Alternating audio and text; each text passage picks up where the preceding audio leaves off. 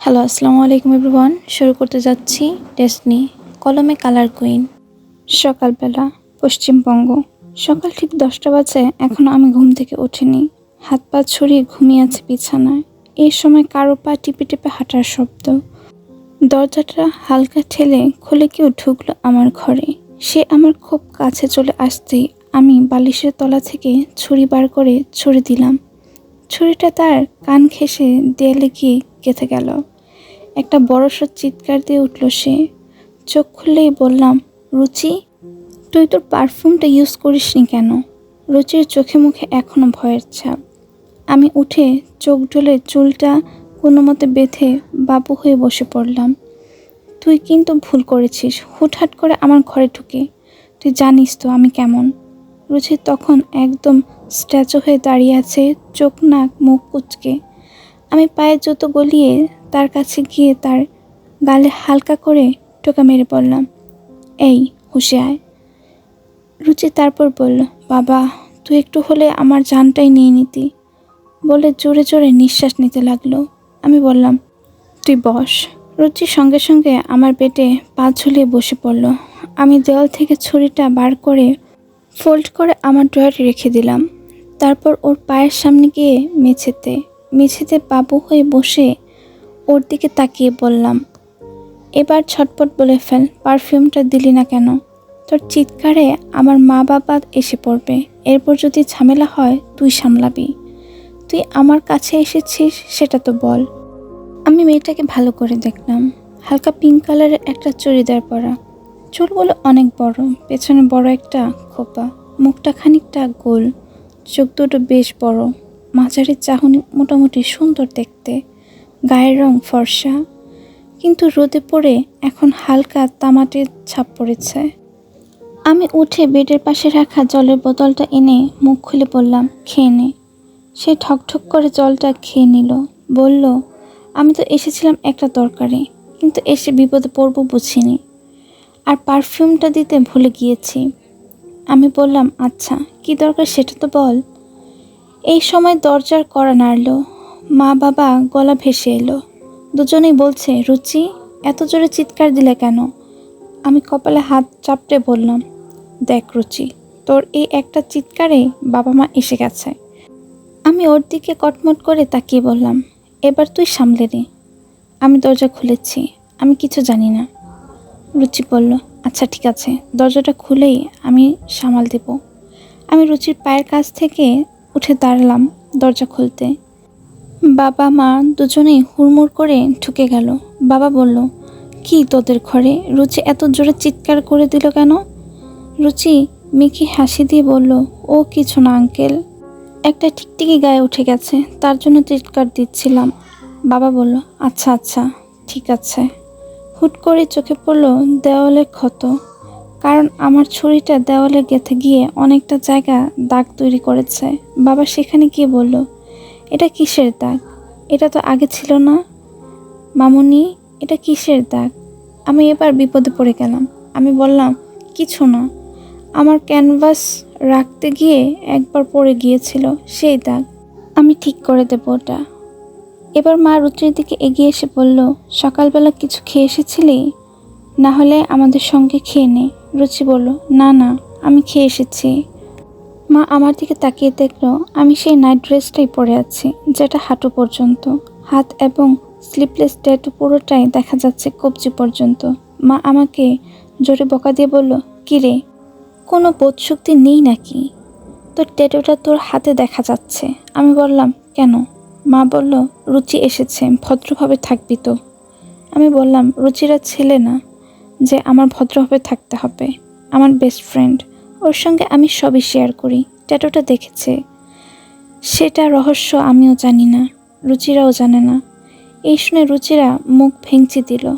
আমি বললাম, আমি মাঝখানে উঠে ফ্রেশ হয়ে শুয়েছি, কিন্তু ড্রেসটা চেঞ্জ করিনি, না হলে সবই হয়ে গিয়েছিল। তোমার চিন্তা করার দরকার নেই। আমার ইচ্ছা করছিল না যে আমি ড্রেসটা চেঞ্জ করতে, তাই নাইট ড্রেস পরে আছি। বাবা মা দুজনে কপাল চাপড়ে বলল, এই মেয়েটার কি হবে কে জানে। আমি বললাম, ঠিক আছে, দেখতেও লাগবে না, তুমি এখন যাও। মা বেরিয়ে যেতে যেতে বলল, তোদের ট্যাটুর রহস্য তুই ছাড়া আরও অনেকেই জানে।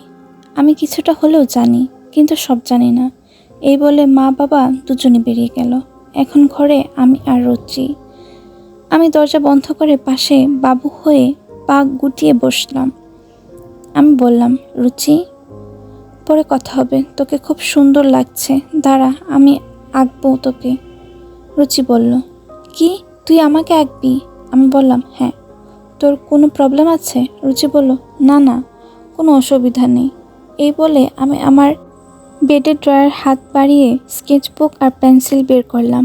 পেন্সিল দিয়ে ওর বডি মাপ নিয়ে আঁকতে শুরু করলাম। প্রায় 1 ঘন্টা পর পুরোটা সম্পূর্ণ হয়ে গেল। আমি বললাম, দেখ তো কেমন হয়েছে। রুচি বলল, বাহ, কি সুন্দর হয়েছে। আমি এত সুন্দর দেখতে না। আমি মুচকি হেসে দিয়ে বললাম, তোকে এবার আমি ঠাস করে চড় মারবো। তুই যেরকম দেখতে আমি সেই রকম এঁকেছি। রুচি বলল, থ্যাংক ইউ। এই বলে স্কেচবুকটা বন্ধ করে ড্রয়ারে রেখে দিলাম। রুচি এবার আমার হাতটা নিয়ে দেখলো আর বলল, সঞ্জনা, তুই যা বলছিস, এই ট্যাটুটা আনকমন হলেও কিন্তু একটা অন্যরকম সৌন্দর্য, তাই না? আমি তো ভাবছি যার ডান হাতে আছে তারটা কী রকম হবে। তোর থেকে আরও সুন্দর হবে, তাই না? আর তোর ফর্সা হাতে মারাত্মক ভালো ঘটেছে, কি সুন্দর লাগছে, কিন্তু ভাগ্যবশত তুই সেটা সবাইকে দেখাতে পারিস না। আমি বললাম, হ্যাঁ রে, কিন্তু ঢেকে রাখতে জানিস। আলাদা একটা শান্তি, সেটা কেউ বুঝবে না, সেটা একমাত্র আমি বুঝি। রুচিরা এইবার আমার ট্যাটুকে ভালো করে দেখল। আমার বাঁ হাতের পাশে কনিষ্ঠ আঙুলের ঠিক নিচে কবজির সাইডে একটা হাফ হার্ট, আর সেই হার্টের অপর পাশ থেকে একটা ডানা বেরিয়ে আছে। ডানাটা উপরের দিকে উঠে এসেছে আমার হাতে বাইরের ঠিক বরাবর। ট্যাটুটা খানিকটা বড়, কালো রঙের। রুচি বলল, হ্যাঁ রে, তোর কষ্ট হয়নি এতটা এগেছে? আমি বললাম, না রে, ছোটবেলায় গেছে, মনে নেই। অনেক ছোটবেলায় এঁকেছিলাম, যখন বড় হয়েছি তখন থেকেই দেখি এটা রয়েছে। সত্যি কথা বলতে আমারও এই আঁকাটা খুব ভালো লাগে, কিন্তু মা আমাকে এটা ক্যানভাসে তুলতেও দেয় না। রুচি, তুই কেন আসলি, আমাকে বললি না তো? রুচিরা বলল, আসলে এমনি এসেছিলাম তোর সঙ্গে দেখা করতে। আমার এই কথা শুনে চোখ ছোট ছোট হয়ে গেল। চোখ ছোট ছোট করে বললাম, সত্যি তো নাকি অন্য কিছু? রুচিরা বলল, আরে না, সেরকম কিছু না। আসলে বলতে গিয়েছিলাম, বিকেলবেলা বিরিয়ানি খেতে যাবি?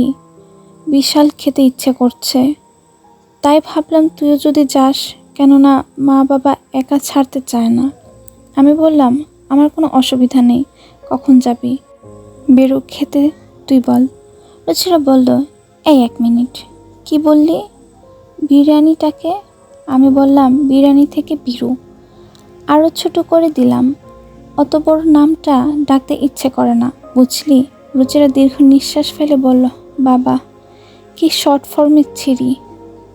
আমি বললাম, তুই বসে থাক, আমি চট করে রেডি হয়ে আসছি, তুই আর আমি বেরোবো। তোর কি নাচের ক্লাস নেই? রুচিরা বলল, আমি নাচের ক্লাস করে এসেছি। দেখিস কটা বাজে? 10টা বাজে। আমার ক্লাস 8:30, বুঝলি? আমি বললাম, ও আচ্ছা, তাহলে ঠিক আছে, তাহলে তুই বস, আমি যাই। এই বলে বিছানা থেকে নেমে 3/4 প্যান্ট আর একটা টপ নিয়ে ওয়াশরুমে ঢুকে গেলাম। কিছুক্ষণ পরে ওয়াশরুম থেকে বেরিয়ে চুলটাকে ভালো করে ঠিক করে বললাম, তাহলে আজকে আর বেরোনোর দরকার নেই, আমিও আছি। তাহলে তুই বসে থাক আমার পাশে। আর শোন, আমি তোকে আর একটা কথা বলি, তুই আমার ঘরে আসলে বা আমার সঙ্গে থাকলে পারফিউম ব্যবহার করবি, না হলে আজকের মতো হবে। কিন্তু আমি সেরকমভাবেই মেরেছি যাতে কোনো আঘাত না পাস। রুচিরা মাথা নেড়ে বলল, ঠিক আছে। কেন রে, মানুষের পারফিউমের সঙ্গে কোনো সম্পর্ক আছে কি? আমি বললাম, না রে, এরকম কিছু না, মানুষের একটা নিজস্ব গন্ধ থাকে। এবার তোর সাথে সেই গন্ধটা কোনোদিন পাইনি। তুই আমার সঙ্গে যতবারই মিশেছিস, তোর গায়ে একটা আলাদা পারফিউমের গন্ধ পেয়েছি, তার থেকে আমি চিনেছি যে এটা রুচি। আর এমনিতে আমি যদি ঘুমিয়েও থাকি তাহলে আমার অন্য অঙ্গ সজাগ থাকে। এখন তুই তোর পারফিউম না দিয়ে ঢুকেছিস, তাহলে তো এই দশা হবেই। রুচিরা বলল, ও আচ্ছা ঠিক আছে, মাঝে মাঝে মনে হয় তুই কোনো ইন্টেলিজেন্ট ডিপার্টমেন্টের লোক। আমি বললাম, তাহলে হয়েছে। আমার মতো অলস মেয়ে ইন্টেলিজেন্ট ডিপার্টমেন্টের লোক হবে? হয়েছে তাহলে, ডিপার্টমেন্ট চাঁদে চলে যাবে। আমি বললাম, এরপর থেকে সাবধানে আসবি বল। লুচিরা বল, আচ্ছা ঠিক আছে, সত্যি করে বল তুই আর কি কি পারিস না। কিছু কিছুতে তো পারদর্শী, একটু বল, না হলে আজ থেকে বেস্ট ফ্রেন্ড বলবি না। এরপর আমি ওর কাছে এসে গলাটা টিপে বললাম, আহারে বাচ্চা মানুষ, তোকে যদি সব বলে ফেলি তারপর তুই তো সব বলে ফেলবি সবাইকে। রুচিরা বলল, মোটেই না, বল না তুই আর কি কি পারিস।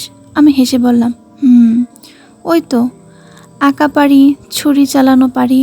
আর বলতে বলতে থেমে গেলাম। রুচিরা বলল, আর কি? আমি বললাম, আর সাইকেলিং পারি। আচ্ছা সঞ্জনা, এটা আমাকে বল, তুই ছুরি চালানো কবে শিখলি? আমি বললাম, সেকেন্ড ইয়ার থেকে। আমি যে কাজের সঙ্গে যুক্ত সেই কাজে শিখতে হয়, কারণ কখন কোথা থেকে শত্রু আক্রমণ করবে বোঝা যায় না তো, তাই নিজেকে প্রিপেয়ার্ড রাখতে হয়। রুচিরা বলল, কী কাজ রে? আমি মনে মনে বললাম, তুই এটা না জানলেও চলবে, কারণ আমি অনেক বড় একটা কাজ করি, সেখানে টেকনোলজি হেড আমি। রুচিরা বলল, কর্কট গ্যাং? তুই সেদিনকার নাম নিলি। আমি বললাম, ও কিছু না, আসলে ওদের হাতে কে ট্যাটু দেখেছি, একটা নির্দিষ্ট আকৃতি, ওর জন্যই আমি বললাম, আর কিছুই না। রুচি বলল, তুই আমার কাছ থেকে কিছু লুকাচ্ছিস না তো? আমি এবার ওর পাশে গিয়ে বললাম, না না, চিন্তা নেই। যাই হোক সঞ্জনা, তোর ছুরি চালানো দেখে কিন্তু আমি পুরো অবাক হয়ে গিয়েছিলাম সেদিন, একদম পুরো প্রফেশনালদের মতো লড়ছিলি তো। আমি বললাম, ওটা কিছু না, ওটা অভ্যাস হয়ে গেছে, আর আমার বেশিক্ষণ লড়তে হয়নি। তার মধ্যে দেখলি না কারা এসে আমাদের বাঁচিয়ে নিল? ও হ্যাঁ হ্যাঁ, ঠিক ঠিক। থাপড়া মহল, গ্যাংটক। বাইরে উজ্জ্বল বর্ণের এক ধরনের সুন্দর সকাল ফুটে উঠেছে। সকালে পাখির ডানা ঝাপটানোর শব্দ শোনা যাচ্ছে। সেই সকালের নিচে একটি মহলের ছোট কোণায় ঘরের দিকে, যার জানালাটা খোলা, এক নারী শাড়ি পরে ঘুরে ঘুরে নৃত্য পরিবেশন করছে। শাড়ির আঁচল কোমরের পেছন দিক থেকে ঘোরের সামনের দিকে বাঁধা, পায়ে কোনো ঘুঙুর নেই, সাজগোজও নয়, চুলগুলো নিজের তালে তালে উড়ে চলেছে নিজ নিয়মে। ঘরে থেকে হালকা একটা টিউন বাজছে। এই সময় দরজা ঠেলে পেছন দিক থেকে একটা গলা, তৃষা। তৃষা পিছন ফিরে তাকায়। প্রত্যেককে দেখে এক প্রকার নাকমুখ কুঁচকে যায়, তবে তাকেই দেখে না। তার জামার ধরন দেখে সে পরনে ছোট জিন্সের হট প্যান্ট, ওপর থেকে একটি ছোট ইনার, আর চুলগুলো উপরে তোলা মেসিবান। পুত্র এগিয়ে এসে বলল, তৃষা কেমন আছো? সরি বৌদি, কেমন আছো? এই কথাটা শুনে তৃষার বুকের ভেতরটা কেঁপে উঠল। কষ্ট পেল সে, কারণ পুত্রী তাকে ব্যঙ্গ করেই যে কথাটা বলেছে তার বুঝতে বাকি হলো না। কিন্তু সেই কষ্ট চেপে রেখে বলল, তুমি কখন এলে? পুত্রী হেসে বলল, আমি তো একেবারে বিদেশ থেকে রেড ভেলভেট ক্লাবে গিয়েছিলাম। সেখান থেকে একটা ডিল ছিল জানো তো। মামা আর দাদা দুজনে মিলে ডিল করছিল সেখানে। দুজন লোক এসেছিল। একজন ছেলেকে দেখলাম, বাদামি চোখ, তার নাম কি যেন, হ্যাঁ মনে পড়েছে, মাউন্টেন কিং। আর ওকে তো সেই দেখতে, একদম ক্রাশ খেয়ে গেছি। আমার ওকে যেভাবেই হোক চাই। আরেকজন ছিল কালো মণি চোখ, তাকে দেখে খুব একটা ভালো লাগেনি, তার নাম কি যেন বলল, হ্যাঁ শ্যাডো কিং। শ্যাডো কিং এই নামটা শুনে তৃষার বুকটা ধরফর করে উঠল। সে বলল, তুমি কি নাম বললে? পুত্রী উত্তর দিল, কেন? Shadow king. তৃষা অনেক কষ্টে বলল, তুমি এখন যাও। এই বলে পুত্রী চলে যেতেই তৃষা ভেঙে পড়ল কান্নায়। অভিক, তুমি কি এখনও সেই আগের মতোই আছো, নাকি আমি চলে যাওয়ার পরেই পুরোপুরি ভেঙে গেছো? আমি সব থেকে বড় ভুল করেছি, আর সেই ভুলের মাসুল আমি আজও জীবন দিয়ে গুনে যাচ্ছি। এই বলে সে আবার হাউমাউ করে কেঁদে উঠল।